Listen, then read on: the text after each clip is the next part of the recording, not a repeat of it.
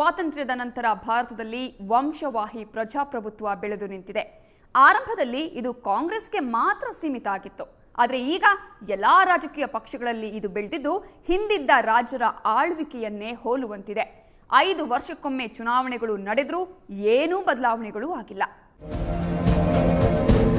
ವಂಶ ರಾಜಕಾರಣ ಅಂದರೆ ರಾಷ್ಟ್ರ ಮಟ್ಟದಲ್ಲಿ ನೆನಪಾಗೋದು ಗಾಂಧಿ ಕುಟುಂಬ.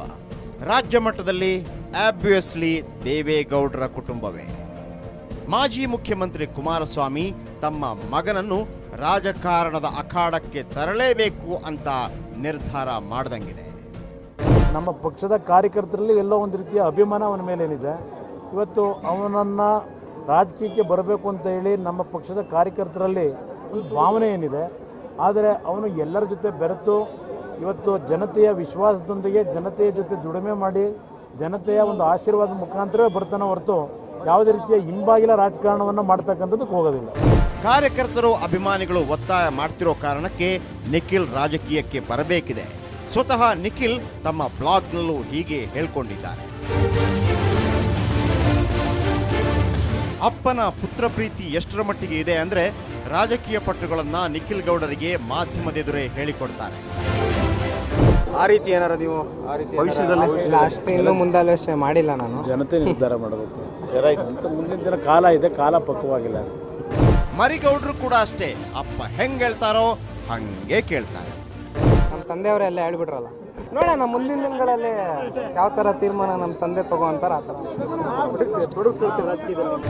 ಇಂಟ್ರೆಸ್ಟಿಂಗ್ ಅಂದ್ರೆ ನಿಖಿಲ್ ಗೌಡರಿಗೆ ರಾಜಕೀಯ ಗುರು ತಾತ ದೇವೇಗೌಡರು. ನಿಖಿಲ್ ಗೌಡರು ಯಾವಾಗ ಎಲ್ಲಿ ಎಲೆಕ್ಷನ್ಗೆ ನಿಲ್ತಾರೆ ಅನ್ನೋದು ಕುತೂಹಲವೇ. ಅದು ಸ್ಟೇಟೋ ಅಥವಾ ನ್ಯಾಷನಲ್ಲೋ ಅನ್ನೋ ಕುತೂಹಲ ಎಲ್ರಿಗೂ ಇದೆ. ಅಂಥದ್ದೇ ಕುತೂಹಲ ನಿಖಿಲ್ ಗೌಡ ಬ್ರದರ್ ಪ್ರಜ್ವಲ್ ಮೇಲೂ ಇದೆ.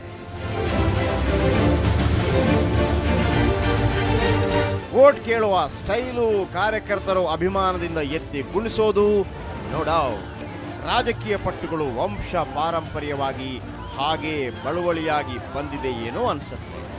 ಅಮ್ಮನಿಗೆ ಮಗ ದೊಡ್ಡ ಬಿಸ್ನೆಸ್ ಮ್ಯಾಗ್ನೆಟ್ ಆಗಬೇಕು ಅಂತ ಆಸೆ, ಆದರೆ ಅಪ್ಪನಿಗೆ ಮಗನನ್ನ ಬಲಗೈ ಮಾಡ್ಕೋಬೇಕು ಅನ್ನೋ ಹಂಬಲ. ಸೊ ನಮ್ಮ ತಾಯಿಗೆ ಮೊದಲಿಂದನೂ ಆ ಭಯ ಇತ್ತು. ಇವತ್ತಿಗೂ ಅವ್ರು ಹೇಳ್ತಾರೆ ರಾಜಕೀಯಕ್ಕೆ ಬರಬಾರ್ದು, ನೀನೊಬ್ಬ ಬಿಸ್ನೆಸ್ ಮ್ಯಾನ್ ಆಗು ಅಂತ. ಬಟ್ ಆದರೆ ನಮ್ಮ ತಂದೆ ಆಸೆ ಯಾವಾಗಲೂ ಪೊಲಿಟಿಕ್ಸಲ್ಲಿ ಬರಬೇಕು, ಇವನು ನನ್ನ ಜೊತೆ ಇನ್ನೊಬ್ಬ ಇರಬೇಕು, ನನಗೆ ಇನ್ನೊಬ್ಬ ಬಲ್ದ ಕೈ ಆಗಿರಬೇಕು ಅಂತ ಅನ್ಕೊತಿದ್ದಾರೆ. ನಿಖಿಲ್ಗೂ ಪ್ರಜ್ವಲ್ಗೂ ಹಲವು ವಿಷಯಗಳಲ್ಲಿ ಭಿನ್ನತೆ ಇದೆ. ಪ್ರಜ್ವಲ್ ಇಂಜಿನಿಯರಿಂಗ್ ಮುಗಿಸಿದ್ದಾರೆ. ರಾಜಕೀಯ ಶಾಸ್ತ್ರದ ಬಗ್ಗೆ ಓದೋಕೆ ಲಂಡನ್ಗೆ ಹೋಗೋ ಪ್ಲಾನ್ ಕೂಡ ಇದೆ. ರಾಜಕಾರಣದ ಬಗ್ಗೆ ದೊಡ್ಡ ಕನಸನ್ನು ಹೊತ್ತಿರೋ ಪ್ರಜ್ವಲ್ರನ್ನ ಕುಟುಂಬ ರಾಜಕಾರಣದ ಬಗ್ಗೆ ಪ್ರಶ್ನೆ ಕೇಳಿದ್ರೆ ಸ್ವಲ್ಪ ಗರಂ ಆಗಿ ಸಮರ್ಥನೆ ಮಾಡ್ಕೋತಾರೆ. ಖಂಡಿತವಾಗ್ಲೂ ಇದೇನು ಕುಟುಂಬ ರಾಜಕಾರಣ ಅಲ್ಲ. ನಿಜವಾಗ್ಲೂ ನಿಮಗೆ ಸೇವೆ ಮಾಡೋ ಆಸೆ ಇದ್ರೆ ಇವತ್ತು 9 ಜನ ಮೊಮ್ಮಕ್ಕಳಿದ್ದಾರೆ ನಮ್ಮಲ್ಲಿ. ಯಾಕೆ ಬರೀ ನಿಖಿಲ್ ಗೌಡ್ರು ಮತ್ತು ನನ್ನ ಹೆಸರು ಬರ್ತಾ ಇದೆ? 9 ಜನನೂ ಬರ್ಬೋದಾಗಿತ್ತಲ್ಲ. 9 ಜನ 9 ಕ್ಷೇತ್ರದಲ್ಲಿ ನಿಂತ್ಕೊಂಡ್ರೆ 8 ಕ್ಷೇತ್ರದಲ್ಲಿ ಗೆದ್ರೂ ನಮ್ಗೆ 8 ಸೀಟ್ ಇಂಪ್ರೂವ್ ಆಗುತ್ತಲ್ಲ. ತಾತ ದೇವೇಗೌಡರಿಗೆ ಪ್ರಜ್ವಲ್ ಅವರನ್ನ ರಾಷ್ಟ್ರ ರಾಜಕಾರಣಕ್ಕೆ ಕಳಿಸೋ ಇಚ್ಛೆ ಇದೆ. ಅದ್ಯಾಕೆ ಅಂತ ಸ್ವತಃ ಪ್ರಜ್ವಲ್ಗೂ ಗೊತ್ತಿಲ್ಲ. ದೊಡ್ಡವರು ನನಗೆ ಪರ್ಸ್ನಲ್ ಆಗಿ ಹೇಳದೇ ಇದ್ರು as told me like according to like other people I hear from, ಅವ್ರು ಹೇಳಿದ್ದಾರೆ MP ಹಾಕಬೇಕು ಅಂತ. But I still don't know why he wants me to go to MP than being a MLA or a state leader. ದೊಡ್ಡವರ ಲೆಕ್ಕಾಚಾರ ಅಷ್ಟು ಸುಲಭವಾಗಿ ತಕ್ಷಣಕ್ಕೆ ಅರ್ಥವಾಗಲ್ಲ. ಮುಂದೆ ನಿಮಗೆ ಅರ್ಥವಾಗ್ಬೋದೇನೋ. JDS ಕುಟುಂಬದ ಮತ್ತೆರಡು ಕುಡಿಗಳು ಒಟ್ಟಿಗೆ ರಾಜಕಾರಣಕ್ಕೆ ಬರ್ತಾರಾ? ಅಂದ್ರೆ ಅಣ್ಣ ತಮ್ಮನ ರಾಜಕೀಯ ಎಂಟ್ರಿ ಒಟ್ಟಿಗೆ ಆಗುತ್ತಾ ಅನ್ನೋದು ವೆರಿ ವೆರಿ ಇಂಟ್ರೆಸ್ಟಿಂಗ್. ಇಬ್ರು ಮರಿಗೌಡ್ರಿಗೂ ಆಲ್ ದಿ ಬೆಸ್ಟ್.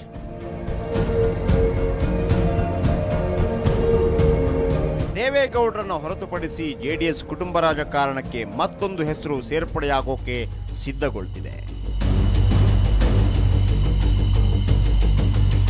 ಹೆಸರು ವಸಂತ್ ಹೊರಟ್ಟಿ. ಹೊರಟ್ಟಿ ಮೇಷ್ಟ್ರ ಮಗ. ವೆಲ್ಲಿಂಗ್ಟನ್ ಯೂನಿವರ್ಸಿಟಿಯಲ್ಲಿ MBA ಮಾಡಿರೋ ವಸಂತ್ ರಾಜಕಾರಣದಲ್ಲಿ ಆಸಕ್ತಿ ಹೊಂದಿದ್ದಾರೆ. ನಮ್ಮ ತಂದೆಯವ್ರು ಏನಂತಾರೆ ಅವ್ರದ್ದೊಂದು ಮಾರ್ಗದರ್ಶನ ಒಳಗೆ ನಾನು ನಡಿತೀನಿ ಅಂತ. ನಾಳೆ ಅವರ ಬಹುಶಃ ನೀನು ರಾಜಕೀಯ ಒಳಗೆ ಬರಬೇಕಪ್ಪ ಕೇಳಿದರೆ ಅವ್ರ ಆಶೀರ್ವಾದ ಮತ್ತು ಅವ್ರ ಮಾರ್ಗದರ್ಶನ ಇದ್ದರೆ ನಾನು ಅವಶ್ಯವಾಗಿ ಮುಂದೆ ರಾಜಕೀಯದಲ್ಲಿ ಬರ್ತೇನೆ ಅಂತ. ಡೋಂಟ್ ವರಿ, ನೀವು ರಾಜಕಾರಣಕ್ಕೆ ಬಂದ ಮೇಲೆ ಹೊರಟ್ಟಿ ಮೇಸ್ಟ್ರು ಟ್ರೈನಿಂಗ್ ಕೊಡ್ತಾರೆ ಬಿಡಿ. ಇದಿಷ್ಟು ಕಾಂಗ್ರೆಸ್ ಹಾಗೂ ಜೆಡಿಎಸ್ ನಾಯಕರುಗಳ ಮಕ್ಕಳ ರಾಜಕೀಯದ ಕಥೆ. ಇವರಷ್ಟೇ ಅಲ್ಲ, ಇನ್ನೂ 10 ರಾಜಕಾರಣಿಗಳ ಮಕ್ಕಳು ಕಾಂಗ್ರೆಸ್ ಹಾಗೂ ಜೆಡಿಎಸ್ನಲ್ಲಿದ್ದಾರೆ. ಅರೆ, ಬಿಜೆಪಿಲಿ ಯಾರೂ ಇಲ್ವಾ ಹಾಗಿದ್ರೆ ಅನ್ನೋ ಪ್ರಶ್ನೆ ಎದುರಾಗ್ಬೋದು. ಆದರೆ ಬಿಜೆಪಿಗೆ ಅಧಿಕಾರ ಸಿಕ್ಕಿದ್ದೇ ಇತ್ತೀಚೆಗೆ. ಅದನ್ನೂ ಸರಿಯಾಗಿ ಅನುಭವಿಸದೆ ಕಚ್ಚಾಟದಲ್ಲಿ ಕಾಲ ಕಳೆದುಬಿಟ್ರು. ಅದಲ್ಲದೆ ಅಪರೂಪಕ್ಕೆ ಸಿಕ್ಕ ಅಧಿಕಾರವನ್ನೆಲ್ಲ ತಾವೇ ಅನುಭವಿಸೋ ಪ್ರಯತ್ನ ಮಾಡಿದ್ರು. ಇನ್ನು ಮಕ್ಕಳ ಬಗ್ಗೆ BS ಯಡಿಯೂರಪ್ಪ ಬಿಟ್ರೆ ಯಾರೂ ತಲೆ ಕೆಡಿಸ್ಕೊಂಡ ಹಾಗೆ ಕಾಣ್ತಿಲ್ಲ. ಆದಾಗ್ಯೂ ಅಲ್ಲೊಬ್ರು ಇಲ್ಲೊಬ್ರು ಇರಬಹುದು, ಮುಂದೆ ಉದಯೋನ್ಮುಖರು ಆಗಬಹುದು. ಹೀಗೆ ಪಕ್ಷಾತೀತವಾಗಿ ರಾಜಕಾರಣಿಗಳ ಮಕ್ಕಳು ರಾಜಕೀಯಕ್ಕೆ ಬರ್ತಿರೋದು ಒಳ್ಳೆಯದೋ ಕೆಟ್ಟದ್ದೋ ಅನ್ನೋ ವಿಶ್ಲೇಷಣೆ ಶುರುವಾಗಿದೆ. ಯಾಕಂದ್ರೆ ರಾಜಪ್ರಭುತ್ವದ ಕರಿನೆರಳಿನಿಂದ ಹೊರಬಂದು ಇನ್ನೂ ನಾವು ಸಂಪೂರ್ಣವಾಗಿ ಸುಧಾರಿಸಿಕೊಂಡಿಲ್ಲ. ಅಷ್ಟರಲ್ಲಿ ಕುಟುಂಬ ರಾಜಕಾರಣವೆಂಬ ಕೆಡ್ಡಾಕ್ಕೆ ಬಿದ್ದು ಒದ್ದಾಡೋ ಹಂಗಾದ್ರೆ ಏನ್ ಗತಿ ಅಂತ ಆತಂಕ ಕೂಡ ಇದೆ.